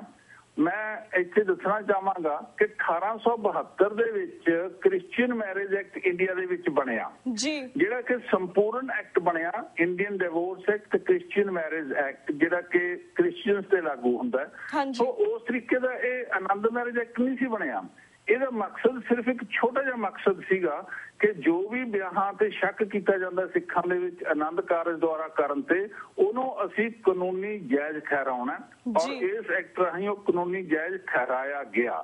ਸੋ ਇਸ ਐਕਟ ਦਾ ਆਪਣਾ ਮਕਸਦ ਪੂਰਾ ਹੋ ਗਿਆ ਸੀ। ਜੀ ਤੇ ਡਾਕਟਰ ਸਾਹਿਬ, ਅਸੀਂ ਬਾਕੀ ਸਵਾਲਾਂ ਤੋਂ ਪਹਿਲਾਂ ਤੁਹਾਡੇ ਕੋਲ ਜਾਣਨਾ ਚਾਹਾਂਗੇ, ਜਦੋਂ ਵੀ ਆਨੰਦ ਮੈਰਿਜ ਐਕਟ ਦੀ ਗੱਲ ਹੁੰਦੀ ਹੈ ਤਾਂ ਉਹਦਾ ਅਸੀਂ ਮੁਸਲਿਮ ਪਰਸਨਲ ਲਾ ਅਤੇ ਇੰਡੀਅਨ ਕ੍ਰਿਸਚੀਅਨ ਮੈਰਿਜ ਐਕਟ ਦੇ ਹਵਾਲੇ ਦਿੰਦੇ ਜਾਂਦੇ ਰਹਿੰਦੇ ਆ। ਕੀ ਕਾਰਨ ਹੈ ਕਿ ਸਿੱਖਾਂ ਨੂੰ ਮੁਸਲਮਾਨਾਂ ਤੇ ਈਸਾਈਆਂ ਵਾਂਗੂ ਸੰਵਿਧਾਨ ਵਿੱਚ ਵੱਖਰੇ ਧਰਮ ਵਜੋਂ ਮਾਨਤਾ ਨਹੀਂ ਦਿੱਤੀ ਜਾ ਰਹੀ? ਇਸ ਬਾਰੇ ਥੋੜੇ ਜਿਹੇ ਆਪਣੇ ਵਿਚਾਰ ਸਾਂਝੇ ਕਰੋ। ਦੇਖੋ, ਮੈਂ ਇੱਕ ਗੱਲ ਇਸ ਗੱਲ ਦੇ ਬਾਰੇ ਦੇ ਵਿੱਚ ਕਲੀਅਰ ਕਰਨਾ ਚਾਹੁੰਦਾ ਕਿ ਜਿਹੜਾ ਆਨੰਦ ਮੈਰਿਜ ਐਕਟ 1909 ਬਣਿਆ ਸੀ, ਉਹ ਉਸ ਤੋਂ ਬਾਅਦ ਜਦੋਂ ਆਜ਼ਾਦੀ ਮਿਲੀ, ਆਜ਼ਾਦੀ ਤੋਂ ਬਾਅਦ 1909 ਦਾ ਇਹ ਆਨੰਦ ਮੈਰਿਜ ਐਕਟ ਲਾਗੂ ਰੱਖਿਆ ਗਿਆ। ਔਰ ਬਦਕਿਸਮਤੀ ਸਾਡੀ ਇਹ ਰਹੀ ਕਿ ਜਦੋਂ 1955 ਦੇ ਵਿੱਚ ਹਿੰਦੂ ਮੈਰਿਜ ਐਕਟ ਪਾਸ ਕੀਤਾ ਗਿਆ, ਤਾਂ ਹਿੰਦੂ ਮੈਰਿਜ ਐਕਟ ਜਿਹੜੇ ਕਿ 4 ਕੋਡ ਸੀਗੇ, Hindu marriage act, Hindu adoption maintenance act, Hindu succession act, Hindu minority ਤੇ ਗਾਰਡੀਅਨਸ਼ਿਪ ਐਕਟ, ਜਦੋਂ ਇਹ 4 ਕੋਡ ਪਾਸ ਕੀਤੇ ਗਏ ਤਾਂ ਉਸ ਦੇ ਵਿੱਚ ਬਦਕਿਸਮਤੀ ਨਾਲ ਇਹ ਲਿਖ ਦਿੱਤਾ ਗਿਆ ਕਿ ਜਿਹੜੇ ਇਹ 4 ਐਕਟ ਨੇ, ਇਹ ਜਿੱਥੇ ਵੀ ਸ਼ਬਦ ਹਿੰਦੂ ਆਏਗਾ ਉਹਦੇ ਵਿੱਚ ਬੁੱਧ, ਜੈਨ ਤੇ ਸਿੱਖ ਧਰਮ ਵਾਲੇ ਵੀ ਕਵਰ ਹੋਣਗੇ। ਸੋ ਸਾਡੇ ਤੇ ਸਿੱਖਾਂ ਦੇ ਉੱਤੇ ਹਿੰਦੂ ਸ਼ਬਦ ਦੇ ਅਧੀਨ ਕਰਦੇ ਹੋਏ ਇਹ 4 ਐਕਟ, ਹਿੰਦੂ ਵਿਆਹ ਐਕਟ ਵੀ ਜਿਹੜਾ ਇੱਕ ਸੀਗਾ ਸਾਡੇ ਤੇ ਲਾਗੂ ਕੀਤਾ ਗਿਆ। ਸੋ ਉਸ ਟਾਈਮ ਦੇ ਉੱਤੇ ਕਿਸੇ ਨੇ ਕੋਈ ਧਿਆਨ ਨਹੀਂ ਦਿੱਤਾ। ਅਸਲੀਅਤ ਤਾਂ ਇਹ ਹੈ ਕਿ ਸਾਡੀ ਸਿੱਖ ਕੌਮ ਦੀ ਇਹ ਬਦਕਿਸਮਤੀ ਹੈ ਕਿ ਜਦੋਂ ਵੀ ਕਦੇ ਕਾਨੂੰਨ ਬਣਦੇ ਨੇ ਤਾਂ ਅਸੀਂ ਉਹਦੇ ਤੇ ਕੋਈ ਜ਼ਿਆਦਾ ਧਿਆਨ ਨਹੀਂ ਦਿੰਦੇ। ਕਾਨੂੰਨਦਾਨ ਜਾਂ ਬਾਕੀ ਬੁੱਧੀਜੀਵੀ 2-4 ਤਾਂ ਰੌਲਾ ਪਾਉਂਦੇ ਨੇ, ਪਰ ਮੈਜੋਰਟੀ ਉਹਦੇ ਵੱਲ ਕੋਈ ਜ਼ਿਆਦਾ ਧਿਆਨ ਨਹੀਂ ਦਿੰਦਾ। ਜਦੋਂ ਇਹ ਐਕਟ ਪਾਸ ਕੀਤੇ ਗਏ ਉਸ ਟਾਈਮ ਦੇ ਉੱਤੇ ਕਿਸੇ ਨੇ ਕੋਈ ਰੌਲਾ ਨਹੀਂ ਪਾਇਆ ਕਿ ਸਾਨੂੰ ਸਿੱਖਾਂ ਨੂੰ ਜਾਂ ਬੋਧੀਆਂ ਨੂੰ ਜਾਂ ਜੈਨ ਧਰਮ ਵਾਲਿਆਂ ਨੂੰ ਇਹਦੇ ਵਿੱਚ ਕਿਉਂ ਇਨਕਲੂਡ ਕੀਤਾ ਜਾਂਦਾ ਹੈ। ਖੈਰ, ਇਹ 4 ਐਕਟ ਲਾਗੂ ਰਹੇ। ਉਸ ਤੋਂ ਬਾਅਦ ਸਾਨੂੰ ਜੋ ਵੀ ਸਿੱਖ ਸੀ ਭਾਰਤ ਦੇ ਵਿੱਚ, ਉਹ ਹਿੰਦੂ ਮੈਰਿਜ ਐਕਟ ਦੇ ਅੰਡਰ ਹੀ ਕਵਰ ਹੁੰਦੇ ਰਹੇ। ਉਸੇ ਦੇ ਵਿੱਚ ਜਿਹੜੀਆਂ ਕੰਡੀਸ਼ਨਾਂ ਸੀਗੀਆਂ ਕਿ ਜੀ 21 ਸਾਲ ਦਾ ਲੜਕਾ ਹੋਵੇ, 18 ਸਾਲ ਦੀ ਲੜਕੀ ਹੋਵੇ, ਜਾਂ ਦੂਜਾ ਤੁਸੀਂ ਵਿਆਹ ਨਹੀਂ ਕਰਵਾ ਸਕਦੇ, ਜਾਂ ਤੁਸੀਂ ਸਪਿੰਡਰ ਰਿਲੇਸ਼ਨਸ਼ਿਪ ਜਾਂ ਪ੍ਰੋਹਿਬਿਟਡ ਡਿਗਰੀ ਰਿਲੇਸ਼ਨਸ਼ਿਪ ਵਗੈਰਾ ਵਗੈਰਾ ਜਿਹੜੀਆਂ ਕੰਡੀਸ਼ਨਾਂ ਨੇ, 5 ਕੰਡੀਸ਼ਨਾਂ, ਉਹ ਸਾਡੇ ਤੇ ਲਾਗੂ ਰਹੀਆਂ। ਔਰ ਜੇ ਕਿਸੇ ਨੇ ਰੈਸਟੀਟਿਊਸ਼ਨ ਆਫ ਕੰਜੂਗਲ ਰਾਈਟਸ ਦੀ ਡਿਗਰੀ ਲੈਣੀ ਹੈ, ਜੁਡੀਸ਼ੀਅਲ ਸੈਪਰੇਸ਼ਨ ਦੀ ਲੈਣੀ ਹੈ, ਨਲਿਟੀ ਦੀ ਲੈਣੀ ਹੈ ਜਾਂ ਡਿਵੋਰਸ ਦੀ ਲੈਣੀ ਹੈ, ਉਹ ਵੀ ਹਿੰਦੂ ਮੈਰਿਜ ਐਕਟ ਦੇ ਵਿੱਚ ਸੀ। ਇਸੇ ਤਰ੍ਹਾਂ ਬੱਚਿਆਂ ਦੇ ਰਿਗਾਰਡ ਔਰ ਮੇਨਟੇਨੈਂਸ ਦੇ ਰਿਗਾਰਡਿੰਗ ਇਹ ਸਾਰੇ ਪ੍ਰੋਵੀਜ਼ਨ ਰਹੇ। ਮੈਂ ਹੁਣ ਇੱਥੇ ਗੱਲ ਕਲੀਅਰ ਕਰਨੀ ਚਾਹੂੰਗਾ ਕਿ ਆਮ ਤੌਰ ਤੇ ਜਿਹੜਾ ਭੱਬਲ ਗੁੱਸਾ ਸਾਡੇ 'ਚ ਪਾਇਆ ਜਾਂਦਾ ਹੈ ਕਿ ਜੀ ਆਨੰਦ ਮੈਰਿਜ ਐਕਟ ਦੇ ਵਿੱਚ ਅਸੀਂ ਥੋੜਾ ਜਿਹਾ ਅਮੈਂਡਮੈਂਟ ਕਰਵਾ ਲਈਏ ਤਾਂ ਸਾਡਾ ਐਕਟ ਕੰਪਲੀਟ ਹੋ ਜਾਏਗਾ। ਸਾਰੀ ਸਾਧ ਸੰਗਤ ਨੂੰ, ਸਿੱਖ ਸੰਗਤ ਨੂੰ ਮੈਂ ਇੱਕ ਗੱਲ ਕਲੀਅਰ ਕਰਨੀ ਚਾਹੁੰਦਾ ਕਿ ਆਪਾਂ ਨੂੰ ਪਤਾ ਹੈ, ਮੈਂ ਵੀ ਅਮਰੀਕਾ ਆਉਣਾ, ਮੇਰੇ ਦੋਨੋਂ ਬੱਚੇ ਵੀ ਇੱਥੇ ਸੈਟਲ ਨੇ। ਮੈਂ ਇਹ ਇੱਥੇ ਵੀ ਆਪਾਂ ਨੂੰ ਸਾਰਿਆਂ ਨੂੰ ਪਤਾ ਹੈ ਕਿ ਸਿੱਖਾਂ ਦੀ ਹੋਂਦ ਐਸਟੈਬਲਿਸ਼ ਕਰਨ ਦੇ ਵਿੱਚ ਸਾਨੂੰ ਬਹੁਤ ਤਕਲੀਫਾਂ ਹੋ ਰਹੀਆਂ ਨੇ। ਆਨੰਦ ਨੂੰ ਸ਼ਬਦ ਨੂੰ ਕੌਣ ਸਮਝੇਗਾ ਬਾਹਰ? ਕਿਹੜੀ ਗਵਰਨਮੈਂਟ ਸਮਝੇਗੀ? ਕਿਹੜੇ ਲੋਕੀ ਸਮਝਣਗੇ ਕਿ ਆਨੰਦ ਮੈਰਿਜ ਐਕਟ ਹੈ? ਸਾਰੇ ਬਾਕੀ ਦੇ ਜਿੰਨੇ ਕਾਨੂੰਨ ਬਣੇ ਹੋਏ ਨੇ ਉਹ ਧਰਮ ਦੇ ਨਾਂ ਤੇ ਬਣੇ ਹੋਏ ਨੇ। ਜੇ ਅਸੀਂ ਗੱਲ ਕਰੀਏ ਕ੍ਰਿਸਚੀਅਨ ਦੀ ਤਾਂ ਕ੍ਰਿਸਚੀਅਨ ਮੈਰਿਜ ਐਕਟ ਹੈ। ਜੇ ਅਸੀਂ ਮੁਸਲਮਾਨਾਂ ਦੀ ਕਰੀਏ ਤਾਂ ਇੰਡੀਆ ਦੇ ਵਿੱਚ resolution of Muslim marriage act ਹੈ। ਜੇ ਅਸੀਂ ਪਾਰਸੀਆਂ ਦੀ ਗੱਲ ਕਰੀਏ ਤਾਂ Parsi marriage and divorce act ਹੈ। ਮੇਰੇ ਕਹਿਣ ਦਾ ਭਾਵ ਜਦੋਂ ਬਾਕੀ ਸਾਰੇ ਧਰਮਾਂ ਦੇ ਨਾਂ ਦੇ ਉੱਤੇ ਐਕਟ ਨੇ ਤੇ ਅਸੀਂ ਜਿੱਦਾਂ ਦਿੱਲੀ ਦੇ ਵਿੱਚ ਜਿਹੜੇ ਬੰਦਿਆਂ ਨੇ ਅਮੈਂਡਮੈਂਟ ਕਰਵਾਈ ਸੀ 2012 ਦੇ ਵਿੱਚ ਉਹ ਸਿੱਖ ਸ਼ਬਦ ਯੂਜ਼ ਕਰਨ ਤੋਂ ਬਹੁਤ ਡਰਦੇ ਨੇ। ਅਸੀਂ ਕਿਉਂ ਨਹੀਂ ਕਹਿੰਦੇ ਕਿ ਸਾਡਾ ਸਿੱਖ ਮੈਰਿਜ ਐਕਟ ਜਿਹੜਾ ਕਿ ਇੱਕ ਕੰਪਲੀਟ ਕੋਡ ਹੋਵੇ, ਇੱਕ ਸੰਪੂਰਨ ਐਕਟ ਹੋਵੇ, ਹਿੰਦੂ ਮੈਰਿਜ ਐਕਟ ਵਾਂਗੂ, ਕ੍ਰਿਸਚੀਅਨ ਮੈਰਿਜ ਐਕਟ ਵਾਂਗੂ ਔਰ Parsi marriage and divorce act ਵਾਂਗੂ, ਜਿਹਦੇ ਵਿੱਚ ਸਾਰੀਆਂ ਧਾਰਾਵਾਂ ਹੋਣ, ਜਿਹਦੇ ਵਿੱਚ ਸਾਰਾ ਕੁਝ ਆਪਣੇ ਆਪ ਦੇ ਵਿੱਚ ਹੋਵੇ ਜਿਸ ਤਰ੍ਹਾਂ ਕਿ ਬਾਕੀਆਂ ਦੇ ਵਿੱਚ ਹੈਗਾ। ਸੋ ਇਸ ਕਰਕੇ ਸਾਡੀ ਸਮੇਂ ਦੀ ਲੋੜ ਇਹ ਹੈ ਕਿ ਅਸੀਂ ਆਪਣਾ ਇਹ ਐਕਟ ਬਣਵਾਈਏ ਜਿਹਦੇ ਵਿੱਚ ਬਾਕੀ ਐਕਟਾਂ ਦੀ ਤਰ੍ਹਾਂ ਸਾਰਾ ਕੁਝ ਕੰਪਲੀਟ ਹੋਵੇ। ਜੀ ਜੀ ਜੀ ਹਾਂਜੀ ਜੀ। ਤੇ ਡਾਕਟਰ ਸਾਹਿਬ ਅਸੀਂ ਇਹ ਵੀ ਜਾਣਨਾ ਚਾਹਾਂਗੇ ਜਿਸ ਤਰ੍ਹਾਂ ਤੁਸੀਂ 15 ਮਈ 2012 ਨੂੰ ਇੱਕ ਸੈਮੀਨਾਰ ਦੌਰਾਨ ਸੰਪੂਰਨ ਮੈਰਿਜ ਐਕਟ 2012 ਦਾ ਖਰੜਾ ਪੇਸ਼ ਕੀਤਾ ਸੀਗਾ। ਇਸ ਇਕੱਠ ਵਿੱਚ ਜਥੇਦਾਰ ਅਕਾਲ ਤਖਤ ਸਾਹਿਬ ਵੀ ਮੌਜੂਦ ਸਨ ਅਤੇ ਹੋਰ ਸੱਜਣ ਵੀ। ਇਸ ਨੂੰ ਪ੍ਰਵਾਨਗੀ ਵੀ ਦਿੱਤੀ ਗਈ। ਸਾਡੇ ਦਰਸ਼ਕਾਂ ਨੂੰ ਦੱਸੋ ਕਿ ਸੰਪੂਰਨ ਮੈਰਿਜ ਐਕਟ ਬਾਰੇ ਵੇਰਵੇ ਦੇ ਨਾਲ ਦੱਸੋ ਅਤੇ ਇਹ ਵੀ ਦੱਸੋ ਕਿ ਇਹ ਗੱਲ ਅੱਗੇ ਕਿਉਂ ਨਹੀਂ ਵਧੀ। ਇਜ਼ ਓਨਲੀ ਬਿਕੋਜ਼ ਆਫ ਦਾ ਜਿਹੜਾ ਤੁਸੀਂ ਅਮੈਂਡਮੈਂਟ ਚੇਂਜਸ ਕਰਨਾ ਚਾਹੁੰਦੇ ਸੀ ਇਸ ਕਰਕੇ ਗੱਲ ਅੱਗੇ ਨਹੀਂ ਵਧੀ ਕਿ ਕੋਈ ਹੋਰ ਵੀ ਇਸ ਦੇ ਪਿੱਛੇ ਪ੍ਰੋਬਲਮ ਸੀਗੀ? ਮੈਂ ਇਹ ਗੱਲ ਸਾਰਿਆਂ ਨਾਲ ਸਾਂਝੀ ਕਰਨੀ ਚਾਹੁੰਦਾ ਜੀ ਕਿ ਜਦੋਂ ਇਹ ਖਰੜਾ ਮੈਨੂੰ ਐਕਚੁਅਲੀ ਆਪਣਾ ਚੀਫ ਖਾਲਸਾ ਦੀਵਾਨ ਅੰਮ੍ਰਿਤਸਰ ਜਿਹੜੀ ਕਿ ਇੱਕ ਬਹੁਤ ਪੁਰਾਣੀ ਸੰਸਥਾ ਹੈ ਔਰ ਜਿਸ ਨੇ 1908 ਦੇ ਵਿੱਚ ਆਨੰਦ ਮੈਰਿਜ ਐਕਟ ਨੂੰ ਵੀ ਪਾਸ ਕਰਾਉਣ ਦੇ ਵਿੱਚ ਬਹੁਤ ਵੱਡਾ ਯੋਗਦਾਨ ਪਾਇਆ ਸੀ। ਹਾਂਜੀ ਕਿਉਂਕਿ ਉਸ ਦੇ ਕਰਤਾ ਧਰਤਾ ਵੀ ਉਸ ਟਾਈਮ ਤੇ ਸਰ ਸੁੰਦਰ ਸਿੰਘ ਮਜੀਠੀਆ ਹੀ ਸਨ ਜੀ। ਤੋਂ ਉਹਨਾਂ ਨੇ ਮੈਨੂੰ ਡਿਊਟੀ ਲਾਈ ਸੀ ਕਿ ਤੁਸੀਂ ਕਿਉਂਕਿ ਕਾਨੂੰਨ ਪੜ੍ਹਾਉਂਦੇ ਰਹੇ ਹੋ ਔਰ ਖਾਸ ਤੌਰ ਤੇ ਇਹ ਫੈਮਿਲੀ ਲਾਅ ਪੜ੍ਹਾਉਂਦੇ ਰਹੇ ਹੋ। ਮੈਂ 25-26 ਸਾਲ ਪੰਜਾਬੀ ਯੂਨੀਵਰਸਿਟੀ ਪਟਿਆਲਾ ਤੇ Guru Nanak Dev university reason camp Jalandhar ਦੇ ਵਿੱਚ ਕਾਨੂੰਨ ਪੜ੍ਹਾਇਆ ਜੀ ਔਰ ਉਹਦੇ ਵਿੱਚ ਫੈਮਿਲੀ ਲਾਅ ਮੈਂ ਸਬਜੈਕਟ ਪੜ੍ਹਾਉਂਦਾ ਹੁੰਦਾ ਸੀ ਔਰ ਮੈਂ 1999 ਚ ਕਿਤਾਬ ਲਿਖੀ ਸੀ ਹਿੰਦੂ ਵਿਆਹ ਤੇ ਤਲਾਕ ਦਾ ਕਾਨੂੰਨ ਪੰਜਾਬੀ ਦੇ ਵਿੱਚ ਔਰ ਉਸ ਦੇ ਵਿੱਚ ਆਨੰਦ ਮੈਰਿਜ ਐਕਟ ਮੈਂ ਐਡ ਕੀਤਾ ਸੀ ਔਰ ਉਸ ਟਾਈਮ ਤੇ ਆਨੰਦ ਮੈਰਿਜ ਐਕਟ ਨੂੰ ਕੋਈ ਜਾਣਦਾ ਤੱਕ ਨਹੀਂ ਸੀ। ਸੋ ਜਦੋਂ ਮੇਰੀ ਇਹ ਡਿਊਟੀ ਲਾਈ ਗਈ ਤੇ ਮੈਂ ਖਰੜਾ ਕੋਈ 1.5 ਸਾਲ ਦੇ ਵਿੱਚ ਤਿਆਰ ਕਰਕੇ ਚੀਫ ਖਾਲਸਾ ਦੀਵਾਨ ਨੂੰ ਪੇਸ਼ ਕੀਤਾ। ਉਸ ਦਿਨ ਖੁਸ਼ਕਿਸਮਤੀ ਨਾਲ ਜਥੇਦਾਰ ਅਕਾਲ ਤਖਤ ਸਾਹਿਬ ਗਿਆਨੀ ਗੁਰਬਚਨ ਸਿੰਘ ਜੀ ਔਰ ਸਾਡੇ ਆਪਣੇ ਖਾਲਸਾ ਕਾਲਜ ਚੈਰੀਟੇਬਲ ਸੁਸਾਇਟੀ ਦੇ ਪ੍ਰਧਾਨ ਸਤਿਆਜੀਤ ਸਿੰਘ ਜੀ ਮਜੀਠੀਆ ਔਰ ਚੀਫ ਖਾਲਸਾ ਦੀਵਾਨ ਦੇ ਪ੍ਰਧਾਨ ਚਰਨਜੀਤ ਸਿੰਘ ਜੀ ਚੱਡਾ ਔਰ ਕੋਈ 400-450 ਦੇ ਕਰੀਬ ਉੱਥੇ ਸਾਰੀ ਸਾਧ ਸੰਗਤ ਬੈਠੀ ਸੀ ਜਿਹਦੇ ਵਿੱਚ ਜਦੋਂ ਮੈਂ ਪ੍ਰੈਜੈਂਟੇਸ਼ਨ ਦਿੱਤੀ ਔਰ ਉਹਦੇ ਵਿੱਚ ਮੈਂ ਇਹ ਸਮਝਾਉਣ 'ਚ ਕਾਮਯਾਬ ਰਿਹਾ ਕਿ ਆਨੰਦ ਮੈਰਿਜ ਐਕਟ ਦੀ ਜਿਹੜੀ ਅਸੀਂ ਅਮੈਂਡਮੈਂਟ ਚਾਹੁੰਦੇ ਆ ਕਰਵਾਉਣੀ ਉਹ ਕੁਝ ਵੀ ਨਹੀਂ ਹੈ ਜੀ ਔਰ ਉਹਦੇ ਨਾਲ ਰਾਦਰ ਕਨਫਿਊਜ਼ਨ ਕ੍ਰੀਏਟ ਹੋਏਗਾ ਔਰ ਰਜਿਸਟ੍ਰੇਸ਼ਨ ਦੀ ਕਲੌਜ਼ ਸਿਰਫ ਐਡ ਕਰਵਾ ਲੈਣਾ ਆਨੰਦ ਮੈਰਿਜ ਐਕਟ ਦੇ ਵਿੱਚ ਕੋਈ ਸਿੱਖਾਂ ਦੀ ਡਿਮਾਂਡ ਪੂਰੀ ਨਹੀਂ ਹੁੰਦੀ ਜਦਕਿ ਜਿਹੜਾ ਸੰਪੂਰਨ ਸਿੱਖ ਮੈਰਿਜ ਐਕਟ ਹੈ ਔਰ ਉਸ ਦੇ ਵਿੱਚ ਸਾਰੀਆਂ ਧਾਰਾਵਾਂ ਜਿਹੜੀਆਂ ਦੁਨੀਆ ਦੇ ਬਾਕੀ ਮੈਰਿਜ ਲਾਜ਼ ਦੇ ਵਿੱਚ ਨੇ ਅਸੀਂ ਵੀ ਉਹ ਵਿੱਚ ਐਡ ਕਰਵਾਈਏ ਜਿਹਦੇ ਵਿੱਚ ਡੈਫੀਨੇਸ਼ਨ ਆਫ ਸਿੱਖ ਕਿ ਸਿੱਖ ਕੌਣ ਨੇ, ਸਿੱਖਾਂ ਦੇ ਵਿੱਚ ਵਿਆਹ ਕਿਸ ਤਰ੍ਹਾਂ ਕੀਤੇ ਜਾਂਦੇ ਨੇ ਕਿਉਂਕਿ ਇੱਕ ਸਿੱਖਾਂ ਦੇ ਵਿੱਚ ਪੰਜਾਬ ਦੇ ਵਿੱਚ ਜਿਹੜੇ ਵਿਆਹ ਕੀਤੇ ਜਾਂਦੇ ਨੇ ਉਹ ਚਾਦਰ ਅੰਦਾਜ਼ੀ ਤੇ ਕਰੇਵਾ ਫਾਰਮ ਆਫ ਮੈਰਿਜ ਨਾਲ ਵੀ ਕੀਤੇ ਜਾਂਦੇ ਨੇ ਜਿਹੜੇ ਅੱਜ ਵੀ ਵੈਲਿਡ ਨੇ। ਸੋ ਉਸ ਤੋਂ ਬਾਅਦ ਕੰਡੀਸ਼ਨਾਂ ਕੀ ਹੋਣਗੀਆਂ, ਕਿੰਨੇ ਸਾਲ ਦੀ ਉਮਰ ਦੇ ਲੜਕਾ ਲੜਕੀ ਵਿਆਹ ਕਰਵਾ ਸਕਦੇ ਨੇ, ਆਪਸ ਜੀ ਉਹਨਾਂ ਦਾ ਰਿਸ਼ਤੇਦਾਰੀ ਕਿਹੋ ਜਿਹੀ ਹੋਣੀ ਚਾਹੀਦੀ ਹੈ, ਜਿਸ ਤਰ੍ਹਾਂ ਕਿ ਸਪਿੰਡਰ ਰਿਲੇਸ਼ਨਸ਼ਿਪ ਕੋਈ ਭੈਣ ਭਰਾ ਦਾ ਵਿਆਹ ਨਹੀਂ ਹੋ ਸਕਦਾ ਜਿਹੜਾ ਬਾਕੀ ਸਾਰੀ ਦੁਨੀਆ ਤੇ ਜਿਸ ਨੂੰ ਕੰਸੈਂਜੁਐਨਿਟੀ ਵੀ ਅਸੀਂ ਕਹਿ ਸਕਦੇ ਹਾਂ। ਸੋ ਉਹ ਇਹ ਸਾਰੀਆਂ ਗੱਲਾਂ ਔਰ ਉਸ ਦੇ ਨਾਲ ਸਾਡਾ ਜਿਹੜਾ ਰਿਲੀਫ ਨੇ ਜਿਹਨੂੰ ਅਸੀਂ ਮੈਟਰੀਮੋਨੀਅਲ ਰਿਲੀਫ ਕਹਿ ਦਿੰਦੇ ਹਾਂ ਕਿ ਜੀ restitution of conjugal right, judicial separation, divorce, decree of nullity, ਇਹ ਸਾਰਾ ਔਰ ਫਿਰ ਬੱਚਿਆਂ ਦੀ ਲੈਸਟੀਮੇਸੀ ਔਰ ਉਸ ਤੋਂ ਬਾਅਦ ਜਿਹੜੀ ਕੇਸ ਵਗੈਰਾ ਜੇ ਕਿਸੇ ਨੇ ਫਾਈਲ ਕਰਨਾ ਹੈ ਤਾਂ ਉਹ ਕੇਸ ਕਿੱਥੇ ਫਾਈਲ ਕੀਤਾ ਜਾਊਗਾ, ਉਹਦਾ ਪ੍ਰੋਸੀਜਰ ਕੀ ਹੋਏਗਾ, ਉਸ ਤੋਂ ਬਾਅਦ ਸਾਡਾ ਮੇਨਟੇਨੈਂਸ ਦੇ ਪ੍ਰੋਵੀਜ਼ਨਸ ਕੀ ਹੋਣਗੇ, ਇਹ ਸਾਰਾ ਕੁਝ ਇੱਕ ਕੰਪਲੀਟ ਕੋਡ ਦੇ ਵਿੱਚ ਕੋਈ 17-18 ਡਿਫਰੈਂਟ ਕਾਈਂਡਸ ਦੇ ਜਿਹੜੇ ਆਪਾਂ ਕਹਿੰਦੇ ਆ ਪ੍ਰੋਵੀਜ਼ਨਸ ਹੁੰਦੇ ਨੇ ਜਿਹੜੇ ਸਾਰੇ ਦੁਨੀਆ ਦੇ ਫੈਮਿਲੀ ਲਾਅ ਦੇ ਉੱਤੇ ਵਿੱਚ ਹੈਗੇ ਨੇ। ਤਾਂ ਮੇਰਾ ਇੱਕ ਸੀ ਕਿ ਇਹ ਸਾਰਾ ਕੰਪਲੀਟ ਫੈਮਿਲੀ ਲਾਅ ਸਾਡਾ ਜਿਹੜਾ ਹੈ ਮੈਰਿਜ ਐਕਟ ਹੈਗਾ ਜਿਹੜਾ ਇਹ ਪਾਸ ਹੋਣਾ ਚਾਹੀਦਾ ਔਰ ਉਸ ਦਿਨ ਮੈਨੂੰ ਖੁਸ਼ੀ ਸੀ ਕਿ ਸਾਰਿਆਂ ਨੇ ਇਸ ਦੀ ਪ੍ਰੋੜਤਾ ਕੀਤੀ ਕਿ ਬਹੁਤ ਹੀ ਸੋਹਣਾ ਐਕਟ ਹੈ। ਪਰ ਇੱਕ ਜੀ ਮੈਂ ਇੱਕ ਗੱਲ ਬੜੀ ਕਲੀਅਰ ਕਰਨੀ ਚਾਹੁੰਦਾ ਉਸ ਦਿਨ ਵੀ ਮੈਂ ਕਿਹਾ ਸੀ ਕਿ ਮੈਂ ਇਹ ਤੁਹਾਨੂੰ ਸਿੱਖ ਮੈਰਿਜ ਐਕਟ ਦਾ ਖਰੜਾ ਤਿਆਰ ਕਰਕੇ ਦਿੱਤਾ, ਬਲੂਪ੍ਰਿੰਟ ਤਿਆਰ ਕਰਕੇ ਦਿੱਤਾ। ਮੈਂ ਇਹ ਕਲੇਮ ਬਿਲਕੁਲ ਨਹੀਂ ਕਰਦਾ ਕਿ ਇਹ ਮੇਰਾ ਫਾਈਨਲ ਹੈ। ਮੈਂ ਸਿੱਖ ਸੰਗਤ ਨੂੰ ਇਹ ਐਕਟ ਤਿਆਰ ਕਰਤਾ। ਇਹ ਹੁਣ ਤੁਹਾਡੀ ਮਰਜ਼ੀ ਹੈ, ਤੁਸੀਂ ਬੈਠ ਕੇ ਇੱਕ ਇੱਕ ਪ੍ਰੋਵੀਜ਼ਨ ਇਹਦਾ ਡਿਸਕਸ ਕਰ ਲਓ। ਜੇ ਕੋਈ ਅਮੈਂਡਮੈਂਟ ਤੁਹਾਨੂੰ ਕਰਨੀ ਹੈ ਤਾਂ ਅਮੈਂਡਮੈਂਟ ਕਰ ਲਓ ਜੀ। ਔਰ ਉਸ ਤੋਂ ਬਾਅਦ ਲੇਕਿਨ ਅਸੀਂ ਸਾਡੀ ਡਿਮਾਂਡ ਇਹੀ ਹੋਵੇ ਜੀ। ਔਰ ਉੱਥੇ ਸਭ ਨੇ, ਜਥੇਦਾਰ ਸਾਹਿਬ ਨੇ ਵੀ, ਬਾਕੀਆਂ ਨੇ ਵੀ ਕਿਹਾ ਕਿ ਸਾਡੀ ਡਿਮਾਂਡ ਇਹ ਸਿੱਖ ਮੈਰਿਜ ਐਕਟ ਦੀ ਹੀ ਹੋਣੀ ਚਾਹੀਦੀ ਹੈ, ਸਾਡੀ ਅਮੈਂਡਮੈਂਟ ਤੱਕ ਸੀਮਤ ਨਹੀਂ ਹੋਣੀ ਚਾਹੀਦੀ ਜੀ। ਲੇਕਿਨ ਪਤਾ ਨਹੀਂ ਕੀ ਵਾਪਰਿਆ ਕਿ 3-4 ਦਿਨਾਂ ਬਾਅਦ ਇਹ ਜਦੋਂ ਐਕਟ 21 ਤਰੀਕ ਨੂੰ ਜਾਣਾ ਸੀ, 21 ਮਈ 2012 ਨੂੰ ਇਹ ਰਾਜ ਸਭਾ ਚ ਪੇਸ਼ ਹੋਣਾ, ਜਿਹੜਾ ਹੋਣਾ ਸੀ ਅਮੈਂਡਮੈਂਟ ਦਾ ਐਕਟ, ਤਾਂ ਉਸ ਤੋਂ ਪਹਿਲਾਂ ਇਹ ਸਭ ਦੇ ਬਿਆਨ ਆ ਗਏ ਕਿ ਹੁਣ ਅਸੀਂ ਇਹ ਅਮੈਂਡਮੈਂਟ ਹੀ ਕਰ ਲਈਏ, ਇਹ ਜਿਹੜਾ ਸਿੱਖ ਮੈਰਿਜ ਐਕਟ ਹੈ ਇਸ ਨੂੰ ਬਾਅਦ ਦੇ ਵਿੱਚ ਦੇਖਾਂਗੇ। ਲੇਕਿਨ ਉਹ ਇੱਕ ਸਮਾਂ ਸੀ ਸਾਡੇ ਲਈ ਪਰਮਾਤਮਾ ਵੱਲੋਂ ਆਇਆ, ਜਦੋਂ ਸਿੱਖ ਪ੍ਰਾਈਮ ਮਿਨਿਸਟਰ ਹੋਣ ਦੇ ਨਾਤੇ ਬਾਕੀ ਸਾਰੇ ਉਹਨਾਂ ਨੂੰ ਓਬਲਾਈਜ਼ ਕਰਨਾ ਚਾਹੁੰਦੇ ਸੀ। ਔਰ ਮਈ 2012 ਦੇ ਵਿੱਚ ਪੂਰੀ ਚੜ੍ਹਤ ਸੀ ਮਨਮੋਹਨ ਸਿੰਘ ਦੀ।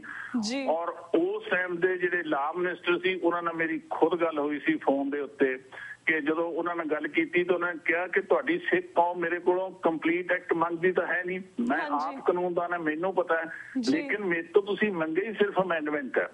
ਔਰ ਇੱਥੇ ਮੈਂ ਗੱਲ ਕਲੀਅਰ ਕਰ ਦੇਣੀ ਚਾਹਾਂ ਕਿ ਜਿਹੜਾ ਅਮੈਂਡਮੈਂਟ ਆਨੰਦ ਮੈਰਿਜ ਐਕਟ ਦੇ ਵਿੱਚ ਮੰਗੀ ਗਈ ਉਸ ਟਾਈਮ ਤੇ, ਉਹ ਸਿਰਫ ਇੱਕ ਸ਼ਖਸ ਸੀ ਜਿਹੜਾ ਸੀ ਤਰਲੋਚਨ ਸਿੰਘ ਦਿੱਲੀ ਤੋਂ।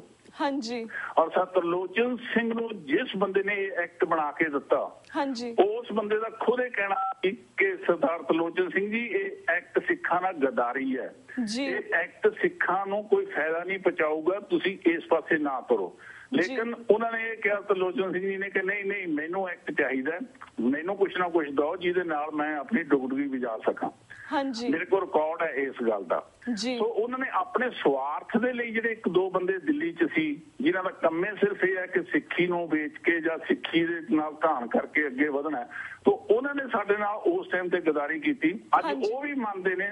ਮੇਰੀ ਇੱਕ PTC ਤੇ ਇੰਟਰਵਿਊ ਆਈ ਹੈ ਪਿਛਲੇ ਵੀਰਵਾਰ ਨੂੰ, ਉਹਦੇ ਵਿੱਚ ਉਹਨਾਂ ਨੇ ਖੁਦ ਇਹ ਗੱਲ ਮੰਨੀ ਹੈ ਕਿ ਸਾਨੂੰ ਐਕਟ ਹੁਣ ਚਾਹੀਦਾ, ਸੰਪੂਰਨ ਐਕਟ ਚਾਹੀਦਾ। ਮੈਂ ਉਦੋਂ ਵੀ ਉਸ ਦਿਨ ਵੀ ਗੱਲ ਕੀਤੀ ਸੀ ਕਿ ਜੇ ਤੁਸੀਂ 2012 ਦੇ ਵਿੱਚ ਸਾਡੇ ਨਾਲ ਖੜੇ ਹੁੰਦੇ, ਜਿੰਨੇ ਵੀ ਅਸੀਂ ਕਹਿ ਲਓ ਚਾਹੁੰਦੇ ਸੀ ਪੂਰਾ ਸਿੱਖ ਮੈਰਿਜ ਐਕਟ ਬਣਾਉਣਾ, ਤਾਂ ਅੱਜ ਸਾਨੂੰ ਮਿਲਿਆ ਹੁੰਦਾ। ਸਾਡੀ ਪਿਛਲੀ 60 ਸਾਲ ਦੀ ਜਿਹੜੀ ਸਾਡੀ ਡਿਮਾਂਡ ਸੀ ਉਹ ਪੂਰੀ ਹੋਈ ਹੁੰਦੀ। ਲੇਕਿਨ ਉਸ ਟਾਈਮ ਤੇ ਸਾਡੇ ਨਾਲ ਉਹਨਾਂ ਨੇ ਜਿਹੜਾ ਇਹ ਸਿੱਖੀ ਦੇ ਵਿੱਚ ਧੋਖਾ ਕੀਤਾ ਆਪਣੇ ਕੁਝ ਨਿੱਜੀ ਸਵਾਰਥਾਂ ਕਰਕੇ, ਉਹਦੇ ਨਾਲ ਅਸੀਂ ਬਹੁਤ ਪਿੱਛੇ ਪੈ ਗਏ। ਜੀ ਬਿਲਕੁਲ ਡਾਕਟਰ ਸਾਹਿਬ ਅਸੀਂ ਇਹ ਵੀ ਜਾਣਨਾ ਚਾਹਾਂਗੇ, ਜਿਸ ਤਰ੍ਹਾਂ ਹੁਣ ਹਰਿਆਣਾ ਸਰਕਾਰ ਵੱਲੋਂ ਕ੍ਰੈਡਿਟ ਲੈਣ ਦਾ ਯਤਨ ਕੀਤਾ ਜਾ ਰਿਹਾ, ਜਿਵੇਂ ਕਿ ਉਹਨਾਂ ਨੇ ਕੋਈ ਵੱਖਰਾ ਹੀ ਸਿੱਖ ਮੈਰਿਜ ਐਕਟ ਪਾਸ ਕੀਤਾ ਹੋਵੇ, ਇਸ ਦੀ ਕੀ ਸੱਚਾਈ ਹੈ? ਇਸ ਬਾਰੇ ਤੁਸੀਂ ਆਪਣੇ ਵਿਚਾਰ ਸਾਂਝੇ ਕਰੋ। ਦੇਖੋ, ਮੈਂ ਇਹਦੇ ਵਿੱਚ ਗੱਲ ਦੱਸਣੀ ਚਾਹੁੰਦਾ ਕਿ ਜਦੋਂ 2012 ਦੇ ਵਿੱਚ ਜਿਹੜੀ ਅਮੈਂਡਮੈਂਟ ਕੀਤੀ ਗਈ ਸੀ, 5 ਧਾਰਾਵਾਂ ਸੀ ਆਨੰਦ ਮੈਰਿਜ ਐਕਟ ਦੀਆਂ, ਇੱਕ 6ਵੀਂ ਐਡ ਕਰ ਦਿੱਤੀ ਗਈ ਸੀ। ਉਹਦੇ ਵਿੱਚ ਕਿਹਾ ਗਿਆ ਸੀ ਕਿ ਹਰ ਸਟੇਟ ਗਵਰਨਮੈਂਟ ਮੈਰਿਜ ਰੂਲਸ ਬਣਾਏਗੀ, ਕਿਉਂਕਿ 2006 ਦੇ ਵਿੱਚ ਸੁਪਰੀਮ ਕੋਰਟ ਆਫ ਇੰਡੀਆ ਨੇ ਇੱਕ ਫੈਸਲਾ ਸੁਣਾਇਆ ਸੀ ਜਿਹਦਾ ਸੀਮਾ ਵਰਸਸ ਅਸ਼ਵਨੀ ਕੁਮਾਰ। ਉਹਦੇ ਵਿੱਚ ਉਹਨਾਂ ਨੇ ਇਹ ਸਾਰੀ ਡਾਇਰੈਕਸ਼ਨ ਦਿੱਤੀ ਸੀ ਸਟੇਟ ਗਵਰਨਮੈਂਟਸ ਨੂੰ ਕਿ ਜਿਹੜੀ ਮੈਰਿਜ ਹੈ ਉਹ ਧੋਖੇ ਹੁੰਦੇ ਨੇ, ਵਿਆਹ ਕਰਨ ਤੋਂ ਬਾਅਦ ਜਾਂ ਮੁੱਕਰ ਜਾਂਦੇ ਨੇ, ਇਸ ਲਈ ਸਾਰਿਆਂ ਦੀ ਕੰਪਲਸਰੀ ਰਜਿਸਟ੍ਰੇਸ਼ਨ ਆਫ ਮੈਰਿਜ ਦੇ ਪ੍ਰੋਵੀਜ਼ਨਸ ਬਣਾਏ ਜਾਣ।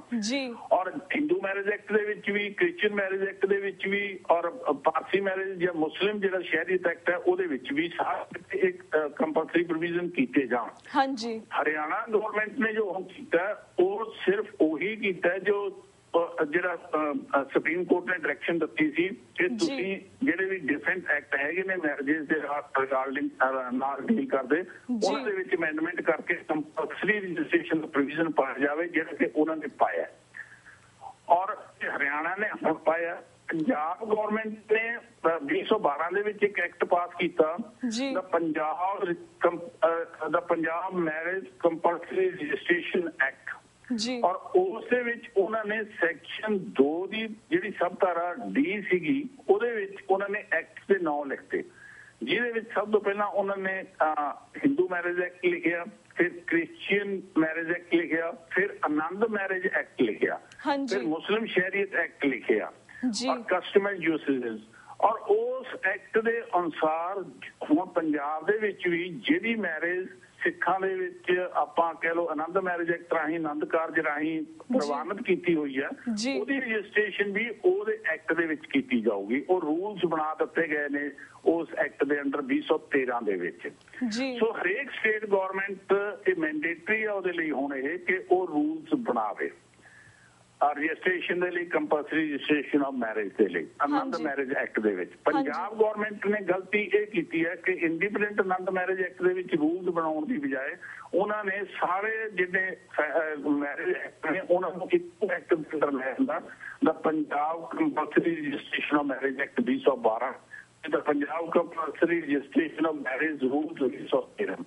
ਸੋ ਕੋਈ ਨਾ ਮਾਰਕਾ ਨਹੀਂ ਮਾਰਿਆ ਹਰਿਆਣਾ ਗਵਰਨਮੈਂਟ ਨੇ। ਇੱਕ ਸਿੰਪਲ ਜੀ ਗੱਲ ਇੰਨੀ ਕੁ ਕੀਤੀ ਹੈ ਕਿ ਜੋ ਰਿਕੁਆਇਰਮੈਂਟ ਸੀ ਸੁਪਰੀਮ ਕੋਰਟ ਦੀ ਉਸ ਕੇਸ ਦੇ ਵਿੱਚ, ਅਸ਼ਵਨੀ ਕੇਸ ਦੇ ਵਿੱਚ, ਉਹ ਉਸ ਨੂੰ ਪੂਰਾ ਕੀਤਾ। ਜੀ ਜੀ ਤੇ ਡਾਕਟਰ ਸਾਹਿਬ, ਜਿਸ ਤਰ੍ਹਾਂ ਸਿੱਖ ਕੌਮ ਕਾਨੂੰਨੀ ਨੁਕਤਿਆਂ ਦੀ ਪ੍ਰਚਿਕਦੀਆਂ ਨੂੰ ਸਮਝਣ ਦੀ ਥਾਂ ਹਮੇਸ਼ਾ ਇਸ ਮੁੱਦੇ ਤੇ ਭਾਵਕ ਪਹੁੰਚ ਰੱਖਦੀ ਹੈ ਜਾਂ ਗੁੰਮਰਾਹਕੁਨ ਪ੍ਰਚਾਰ ਦਾ ਸ਼ਿਕਾਰ ਹੁੰਦੀ ਹੈ, ਐਸਾ ਕਿਉਂ? ਇਸ ਬਾਰੇ ਵੀ ਆਪਣੇ ਵਿਚਾਰ ਸਾਂਝੇ ਕਰੋ। ਇਹ ਬਿਲਕੁਲ ਠੀਕ ਹੈ ਤੁਹਾਡੀ ਗੱਲ। ਅਸੀਂ ਭਾਵਕਤਾ ਛੋਟੀ ਜਿਹੀ ਗੱਲ ਨੂੰ ਵੀ ਬੜਾ ਵੱਡਾ ਬਣਾ ਦਿੰਦੇ ਹਾਂ।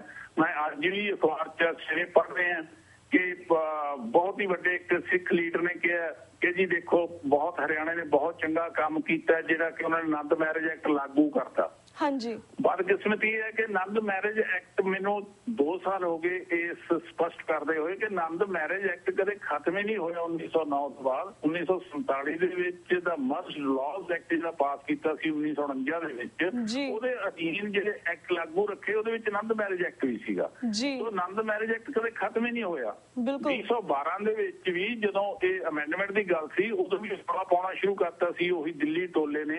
ਦੇਖੋ ਜੀ, ਅਸੀਂ ਆਨੰਦ ਮੈਰਿਜ ਐਕਟ ਪਾਸ ਕਰਵਾਉਣ ਜਾ ਰਹੇ ਹਾਂ, ਸਿੱਖਾਂ ਦਾ ਵੱਖਰਾ ਐਕਟ ਪਾਸ ਕਰਵਾਉਣ ਜਾ ਰਹੇ ਹਾਂ। ਸੋ ਇਹ ਗਲਤ ਫਹਿਮੀਆਂ ਜਿਹੜੀਆਂ ਕਾਨੂੰਨ ਦੇ ਬਾਰੇ ਦੇ ਵਿੱਚ ਨੇ। ਔਰ ਇੱਕ ਹੋਰ ਮੈਂ ਥੋੜੀ ਜਿਹੀ ਗੱਲ ਕਲੀਅਰ ਕਰਨੀ ਚਾਹੂੰਗਾ। ਉਹਨਾਂ ਵੱਲੋਂ ਇਹ ਕਲੇਮ ਕੀਤਾ ਜਾ ਰਿਹਾ ਕਿ ਜੀ ਅਸੀਂ SGPC ਵੱਲੋਂ ਐਕਟ ਪਾਸ ਕਰਵਾਇਆ ਸੀ ਅਮੈਂਡਮੈਂਟ ਦਾ, ਔਰ ਸੱਚਾਈ ਇਹ ਹੈ ਕਿ SGPC ਵੱਲੋਂ ਕੋਈ ਅਮੈਂਡਮੈਂਟ ਐਕਟ ਦਾ ਰੈਜ਼ੋਲੂਸ਼ਨ ਨਹੀਂ ਪਾਸ ਕੀਤਾ ਹੋਇਆ ਕਿ ਉੱਥੇ ਵੀ ਬੈਠ ਕੇ 5-7 ਬੰਦਿਆਂ ਨੇ ਆਪਸ ਵਿੱਚ ਹੀ ਉਹਦੇ ਜਿਹੜੇ ਲੀਗਲ ਐਡਵਾਈਜ਼ਰ ਬਣੇ ਹੋਏ ਸੀਗੇ, ਜਿਸ ਦਾ ਫੁਲਕਾ ਸਾਹਿਬ ਵੀ ਸੀ, ਵਕੀਲ ਜਿਹੜੇ ਅੱਜ ਕੱਲ ਇਲੈਕਸ਼ਨ ਵੀ ਲੜੇ ਨੇ ਕਿਸੇ ਹੋਰ ਪਾਰਟੀ ਵੱਲੋਂ, ਅਕਾਲੀ ਦਲ ਵੱਲੋਂ ਨਹੀਂ ਲੜੇ ਉਹ ਵੀ ਵਿੱਚ ਬੈਠੇ ਸੀ। ਉਹਨਾਂ ਨੇ ਆਪਣੀ ਹੀ ਉਹ ਦੁਕਾਨਦਾਰੀ ਚਲਾਉਣ ਵਾਲੀ ਗੱਲ ਕੀਤੀ ਸੀ ਉਸ ਟਾਈਮ ਤੇ ਵੀ ਕਿ ਜੀ ਠੀਕ ਹੈ ਕਰ ਲਿਆ। ਸੋ ਆਮ SGPC ਮੈਂਬਰਸ ਨੂੰ ਜਾਂ SGPC ਦੀ ਕਿਸੇ ਕਮੇਟੀ ਜੋ ਰੈਜ਼ੋਲੂਸ਼ਨ ਪਾਸ ਨਹੀਂ ਕਰਵਾਇਆ। ਇੱਕ ਦੂਸਰੀ ਗੱਲ ਮੈਂ ਹੋਰ ਇਹ ਗੱਲ ਦੱਸਣੀ ਚਾਹੂੰਗਾ ਤੁਹਾਨੂੰ ਕਿ 2012 ਦੇ ਵਿੱਚ ਵੀ ਜਿਹੜਾ ਅਮੈਂਡਮੈਂਟ ਐਕਟ ਪਾਸ ਹੋਇਆ ਸੀ, ਉਸ ਐਕਟ ਦੇ ਅਧੀਨ ਹਾਲੇ ਤੱਕ ਵੀ ਕਿਤੇ ਸਿੱਖ ਸ਼ਬਦ ਨਹੀਂ ਜੇ ਲਿਖਿਆ ਹੋਇਆ। ਇੱਕ ਚਿੱਠੀ ਲਿਖੀ ਗਈ 7 ਮਈ ਨੂੰ ਜਿਹੜੇ ਉਸ ਟਾਈਮ ਤੇ ਰਾਜ ਸਭਾ ਦੇ ਲੀਡਰ ਸਨ ਢੀਂਡਸਾ ਸਾਹਿਬ, ਉਹਨਾਂ ਨੂੰ ਚਿੱਠੀ ਲਿਖੀ ਮੱਕੜ ਸਾਹਿਬ ਨੇ ਕਿ ਜੀ ਜਿਹੜੀ ਅਮੈਂਡਮੈਂਟ ਹੋਣ ਜਾ ਰਹੀ ਹੈ ਉਹਦੇ ਵਿੱਚ ਤੁਸੀਂ ਅਮੈਂਡਮੈਂਟ 3-4 ਜ਼ਰੂਰ ਕਰਵਾ ਲਿਓ। ਜਿਹੜੀ ਇੱਕ ਜਿੱਥੇ ਲਿਖਿਆ ਸੀ ਵਿਆਹ, ਉਹਨਾਂ ਨੇ ਕਿਹਾ ਜੀ ਸਿੱਖ ਵਿਆਹ ਸ਼ਬਦ ਵਿੱਚ ਐਡ ਕੀਤਾ ਜਾਵੇ, ਸਿੱਖ ਵਿਆਹ। ਦੂਜਾ ਵਿਆਹ ਰਜਿਸਟਰ, ਉਹਨਾਂ ਨੇ ਕਿਹਾ ਜੀ ਉੱਥੇ ਸਿੱਖ ਵਿਆਹ ਰਜਿਸਟਰ ਐਡ ਕੀਤਾ ਜਾਵੇ। ਤੀਸਰਾ ਉਹ ਕਹਿੰਦੇ ਜੀ ਉਹਦੇ ਵਿੱਚ ਲਿਖਿਆ ਹੋਇਆ without prejudice to the provisions of Hindu marriage act, ਉਹ ਕਹਿੰਦੇ ਇਹਦੀ ਜਗ੍ਹਾ ਕੀਤਾ ਜਾਵੇ without prejudice to Hindu marriage act ਕੀਤਾ ਜਾਵੇ, ਜਦ ਕਿ ਲਿਖਿਆ ਹੋਇਆ notwithstanding anything to the Hindu marriage act। ਲੇਕਿਨ ਇਹ ਇੱਕ ਦਿੱਲੀ 'ਚ ਮੀਟਿੰਗ ਹੋਈ ਸੀ, ਮੈਂ ਦੱਸ ਦੇਣਾ ਚਾਹੁੰਦਾ ਜਿਹਦੇ ਬਾਰੇ ਇਹਨਾਂ ਨੇ ਡਿਸਕਲੋਜ਼ ਕਰਤਾ ਸਤਲੋਚਨ ਸਿੰਘ ਨੇ PTC ਦੀ ਇੰਟਰਵਿਊ ਵਿੱਚ ਵੀਰਵਾਰ ਨੂੰ। ਇਸ ਕਰਕੇ ਮੈਂ ਹੁਣ ਦੱਸ ਰਿਹਾ ਕਿ ਦਿੱਲੀ ਦੇ ਵਿੱਚ ਸਾਰੇ MPs, ਚੀਫ ਮਿਨਿਸਟਰ ਸਾਹਿਬ ਔਰ ਪ੍ਰਧਾਨ ਸ਼੍ਰੋਮਣੀ ਅਕਾਲੀ ਦਲ, ਉਹਨਾਂ ਨੂੰ ਮੇਰੀ ਇੱਕ ਪ੍ਰੈਜੈਂਟੇਸ਼ਨ ਉੱਥੇ ਹੋਈ ਸਿੱਖ ਮੈਰਿਜ ਐਕਟ ਤੇ, ਪੂਰਨ ਸਿੱਖ ਮੈਰਿਜ ਐਕਟ ਦੇ, ਜਿਹਦੇ ਵਿੱਚ ਮੈਂ ਐਮਫੇਸਾਈਜ਼ ਕੀਤਾ ਕਿ ਸਾਨੂੰ ਇਹ ਕੰਪਲੀਟ ਐਕਟ ਦੀ ਡਿਮਾਂਡ ਰੱਖਣੀ ਚਾਹੀਦੀ ਹੈ। ਇਹ ਅਮੈਂਡਮੈਂਟ ਸਾਡੇ ਲਈ ਕੁਝ ਨਹੀਂ, ਇਹ ਬੜੀ ਛੋਟੀ ਜਿਹੀ ਗੱਲ ਹੈਗੀ ਹੈ। ਔਰ ਕੰਸੈਂਸਸ ਵੀ ਬਣ ਗਿਆ ਸੀ ਉਸ ਟਾਈਮ ਤੇ ਕਿ ਆਪਾਂ ਇਹ ਕਰ ਲਓ। ਲੇਕਿਨ ਉਸ ਨੂੰ ਸਿਆਸੀ ਰੰਗਤ ਦਿੱਤੀ ਗਈ ਇੱਕ ਦੇ ਬੰਦੇ ਵੱਲੋਂ, ਉਹ ਕਿਹਾ ਗਿਆ ਕਿ ਜੀ ਇਹ ਤਾਂ ਸਿੱਖ ਮੈਰਿਜ ਹੁੰਦੀ ਨਹੀਂ, CN ਸਾਹਿਬ ਸਾਡੇ ਤਾਂ ਸਿਰਫ ਆਨੰਦ ਕਾਰਜ ਹੁੰਦੇ ਨੇ, ਅਸੀਂ ਸਿੱਖ ਵਿਆਹ ਸ਼ਬਦ ਹੀ ਨਹੀਂ ਯੂਜ਼ ਕਰ ਸਕਦੇ ਹੈਗੇ। ਮੈਨੂੰ ਉਸ ਟਾਈਮ ਤੇ ਦੁੱਖ ਇਸ ਗੱਲ ਦਾ ਲੱਗਿਆ ਕਿ ਸਿੱਖਾਂ ਦੇ ਵਿੱਚ ਵਿਆਹ ਹੁੰਦਾ ਔਰ ਇਹ ਜਿਹੜਾ ਆਨੰਦ ਕਾਰਜ ਇੱਕ ਪ੍ਰਕਿਰਿਆ, ਔਰ ਅਸੀਂ ਪ੍ਰਕਿਰਿਆ ਦੇ ਉੱਤੇ ਕਦੇ ਵੀ ਐਕਟ ਦਾ ਨਾਂ ਨਹੀਂ ਰੱਖਾਂਗੇ। ਹਿੰਦੂਆਂ ਦੇ ਵਿੱਚ ਸਪਤਪਦੀ ਸੈਰਾਮਨੀ ਹੁੰਦੀ ਹੈ ਵਿਆਹ ਕਰਨ ਦੇ ਟਾਈਮ ਤੇ, ਜਿਹਨੂੰ ਆਪਾਂ ਫੇਰੇ ਕਹਿੰਦੇ ਆ, ਤਾਂ ਕਿਆ ਅਸੀਂ ਉਹਦਾ ਨਾਂ ਰੱਖ ਸਕਦੇ ਕਿ ਸਪਤਪਦੀ ਮੈਰਿਜ ਐਕਟ? ਜਾਂ ਕ੍ਰਿਸਚੀਅਨ ਦੇ ਵਿੱਚ ਚਰਚ ਦੇ ਵਿੱਚ ਸੈਰਾਮਨੀ ਹੁੰਦੀ ਹੈ, ਕਿਆ ਅਸੀਂ ਉਸ ਸੈਰਾਮਨੀ ਦੇ ਉੱਤੇ ਨਾਂ ਰੱਖ ਸਕਦੇ ਹਾਂ ਐਕਟ ਦਾ? ਔਰ ਉਸ ਟਾਈਮ ਤੇ ਗੁੰਮਰਾਹ ਕਰਨ ਚ, ਕਿਉਂਕਿ ਇਲੈਕਸ਼ਨਾਂ ਦੇ ਦਿਨ ਸੀ, ਕੁਝ ਗੁੰਮਰਾਹ ਕਰਨ ਚ ਕਾਮਯਾਬ ਹੋ ਗਏ ਉਸ ਟਾਈਮ ਤੇ ਕਿ ਨਹੀਂ ਹੁਣ ਆਪਾਂ ਸਿਰਫ ਇੰਨਾ ਕੇ ਲੈ ਲਓ, ਬਾਅਦ ਚ ਦੇਖਾਂਗੇ। ਔਰ ਉਹ ਟਾਈਮ ਲੰਘਿਆ ਤੇ ਆਪਾਂ ਨੂੰ ਹੁਣ ਪਤਾ ਹੈ ਕਿ ਹਾਲਾਤ ਕੀ ਬਣਦੇ ਜਾ ਰਹੇ ਨੇ।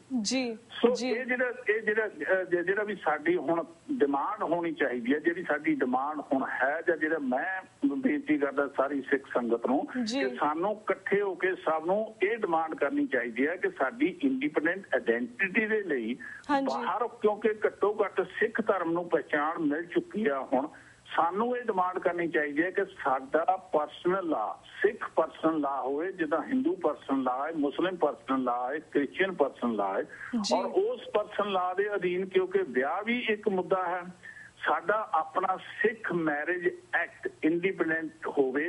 ਔਰ ਖਾਸ ਤੌਰ ਤੇ ਸਾਨੂੰ ਹਿੰਦੂ ਮੈਰਿਜ ਐਕਟ ਜਾਂ ਹਿੰਦੂ ਜਿਹੜੇ ਬਾਕੀ ਕੋਡ ਨੇ, ਸਕਸੈਸ਼ਨ ਐਕਟ ਵਗੈਰਾ, ਉਹਨਾਂ ਚੋਂ ਕੱਢ ਕੇ ਸਾਨੂੰ ਇੰਡੀਪੈਂਡੈਂਟ ਐਗਜ਼ਿਸਟੈਂਸ ਦੇ ਲਈ ਆਪਣਾ ਪਰਸਨਲ ਲਾ ਬਣਾਉਣ ਦੀ ਇਜਾਜ਼ਤ ਦਿੱਤੀ ਜਾਵੇ। ਜੀ ਬਿਲਕੁਲ ਬਿਲਕੁਲ ਜੀ ਡਾਕਟਰ ਸਾਹਿਬ, ਜਿਸ ਤਰ੍ਹਾਂ ਤੁਸੀਂ ਕਿਹਾ ਕਿ ਸਾਡੀ ਸਿੱਖ ਕੌਮ ਗੁੰਮਰਾਹ ਹੋ ਜਾਂਦੀ, ਜਿਸ ਤਰ੍ਹਾਂ ਇਹ ਲਾ ਤਾਂ 1909 ਦੇ ਵਿੱਚ ਹੀ ਪਾਸ ਕੀਤਾ ਗਿਆ ਸੀ, ਪਰ ਕਾਫੀ ਸਾਡੇ ਸਿੱਖਾਂ ਨੂੰ ਇਸ ਬਾਰੇ ਪਤਾ ਨਹੀਂ ਸੀ। ਈਵਨ 2012 ਦੇ ਵਿੱਚ ਵੀ ਜਦ ਤੁਸੀਂ ਲਿਖਿਆ ਸੀਗਾ ਅਮੈਂਡਮੈਂਟਸ ਚੇਂਜ ਕੀਤੀਆਂ ਸੀਗੀਆਂ, ਉਸ ਬਾਰੇ ਵੀ ਸਾਨੂੰ ਕੁਝ ਪਤਾ ਨਹੀਂ ਸੀਗਾ, ਕਿਉਂਕਿ ਇਹ ਕਦੇ ਪ੍ਰਕਾਸ਼ਿਤ ਨਹੀਂ ਹੋਇਆ ਸੀਗਾ। ਇਸੇ ਲਈ ਤੁਹਾਨੂੰ ਅਸੀਂ ਆਪਣੇ TV 84 ਦੇ ਦਰਸ਼ਕਾਂ ਦੇ ਅੱਜ ਰੂਬਰੂ ਕਰਾਇਆ, ਬਿਕੋਜ਼ ਕਾਫੀ ਸਾਡੇ ਸਿੱਖ ਭਰਾ ਜਿਹੜੇ ਸੀਗੇ ਐਕਸਾਈਟਡ ਹੋ ਗਏ ਸੀ ਕਿ ਹਰਿਆਣਾ ਦੇ ਵਿੱਚ ਇਹ ਐਕਟ ਪਾਸ ਹੋਇਆ, ਪੰਜਾਬ ਦੇ ਵਿੱਚ ਵੀ ਹੋਣਾ ਚਾਹੀਦਾ, ਪਰ ਸਾਨੂੰ ਪਤਾ ਨਹੀਂ ਸੀ ਕਿ ਪੰਜਾਬ ਦੇ ਵਿੱਚ ਇਹ ਆਲਰੇਡੀ ਮੈਰਿਜ ਐਕਟ ਸੀਗਾ। ਤੇ ਇਸ ਲਈ ਤੁਹਾਨੂੰ ਅਸੀਂ ਸਿੱਖ ਸੰਗਤਾਂ ਦੇ ਰੂਬਰੂ ਕਰਵਾਇਆ, TV 84 ਦੇ ਦਰਸ਼ਕਾਂ ਦੇ ਰੂਬਰੂ ਕਰਵਾਇਆ, ਤਾਂ ਕਿ ਉਹਨਾਂ ਨੂੰ ਇਸ ਚੀਜ਼ ਦੇ ਬਾਰੇ ਹੋਰ ਵੀ ਜਾਣਕਾਰੀ ਮਿਲ ਸਕੇ। ਤੇ ਡਾਕਟਰ ਸਾਹਿਬ, ਜਿਸ ਤਰ੍ਹਾਂ ਸਾਡੇ ਕੋਲ ਹੁਣ 1 ਮਿੰਟ ਰਹਿ ਗਿਆ ਐਟ ਦੀ ਐਂਡ, ਕਿਉਂਕਿ ਤੁਸੀਂ ਸਾਰੇ TV 84 ਦੇ ਦਰਸ਼ਕਾਂ ਦੇ ਪਹਿਲੀ ਵਾਰ ਰੂਬਰੂ ਹੋਏ ਹੋ, ਅਸੀਂ ਚਾਹਾਂਗੇ ਤੁਸੀਂ TV 84 ਦੇ ਦਰਸ਼ਕਾਂ ਨੂੰ ਸੁਨੇਹਾ ਵੀ ਜ਼ਰੂਰ ਦਵੋ।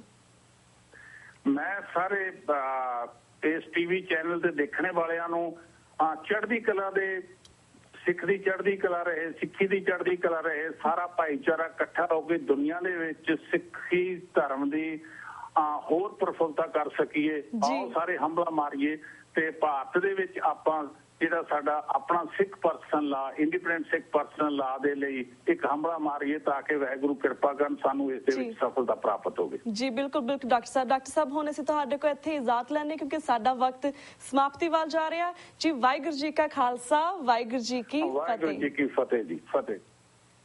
ਵਿਊਅਰਸ, ਇੱਥੇ ਅਸੀਂ ਤੁਹਾਡੇ ਕੋਲ ਇਜਾਜ਼ਤ ਲੈਣੇ ਹਾਂ, ਕੱਲ ਨੂੰ ਮਿਲਾਂਗੇ ਸੇਮ ਟਾਈਮ ਸੇਮ ਸ਼ੋ ਤੇ, ਤਦ ਤੱਕ ਲਈ ਵਾਹਿਗੁਰੂ ਜੀ ਕਾ ਖਾਲਸਾ, ਵਾਹਿਗੁਰੂ ਜੀ ਕੀ ਫਤਿਹ।